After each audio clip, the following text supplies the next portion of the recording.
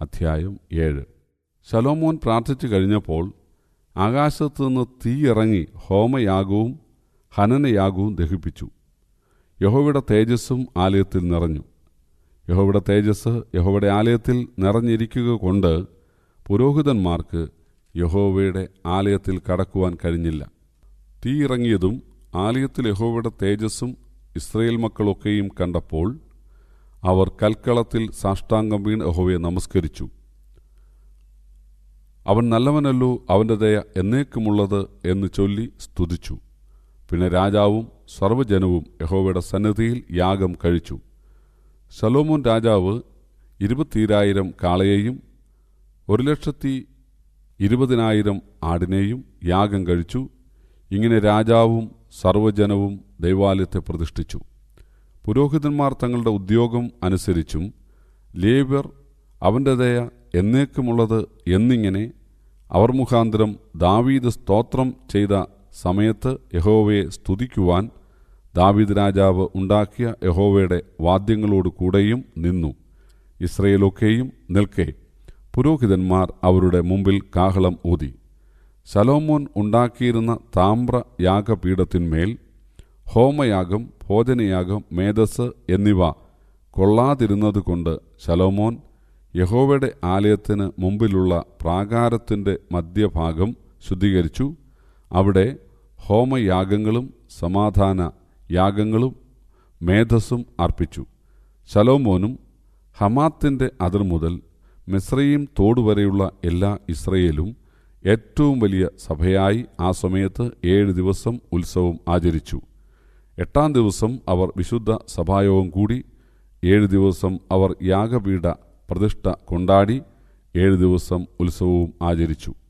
7-ാം മാസം 23-ാം തീയതി അവർ ജനത്തെ യഹോവ ദാവീദിനും ശലോമോനും തൻ്റെ ജനമായ ഇസ്രയേലിനും ചെയ്ത നന്മയെക്കുറിച്ച് സന്തോഷവും ആനന്ദവും ഉള്ളവരായി അവരുടെ കൂടാരങ്ങളിലേക്ക് പറഞ്ഞയച്ചു. ഇങ്ങനെ ശലോമോൻ യഹോവയുടെ ആലയവും രാജധാനിയും തീർത്തു. യഹോവയുടെ ആലയത്തിലും തൻ്റെ അരമനയിലും ഉണ്ടാക്കുവാൻ ശലോമോന് താൽപ്പര്യം ഉണ്ടായിരുന്നതൊക്കെയും അവൻ ശുഭമായി നിവർത്തിച്ചു. അതിനുശേഷം യഹോവ രാത്രിയിൽ ശലോമോന് പ്രത്യക്ഷനായി അവനോട് അരുളിച്ചെയ്തത് എന്തെന്നാൽ, ഞാൻ നിന്റെ പ്രാർത്ഥന കേട്ട് ഈ സ്ഥലം എനിക്ക് യാഗത്തിനുള്ള ആലയമായി തെരഞ്ഞെടുത്തിരിക്കുന്നു.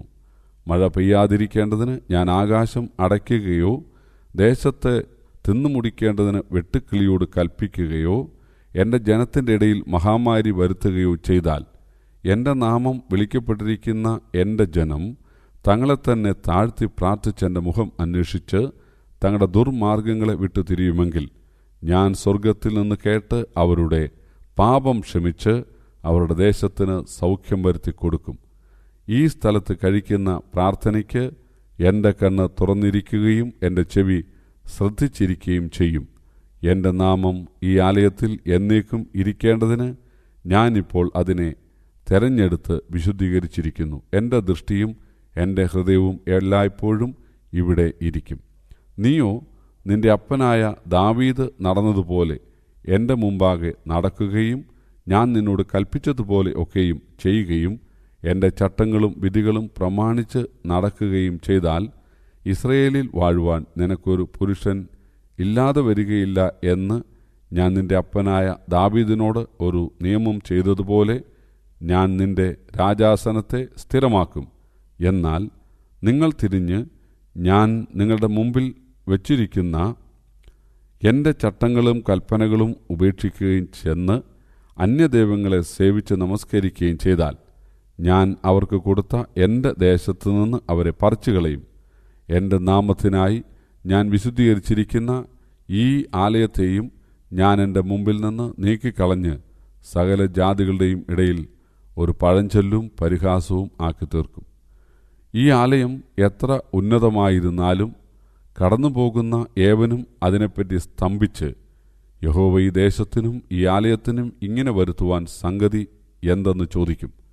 അതിനവർ തങ്ങളുടെ പിതാക്കന്മാരെ മിസ്രയീം ദേശത്തുനിന്ന് കൊണ്ടുവന്ന തങ്ങളുടെ ദൈവമായ യഹോവയെ അവർ ഉപേക്ഷിക്കുകയും അന്യദൈവങ്ങളോട് ചേർന്ന് അവയെ നമസ്കരിച്ച് സേവിക്കുകയും ചെയ്തതുകൊണ്ടാകുന്നു അവൻ ഈ അനർത്ഥമൊക്കെയും അവർക്ക് വരുത്തിയിരിക്കുന്നത് എന്നുത്തരം പറയും.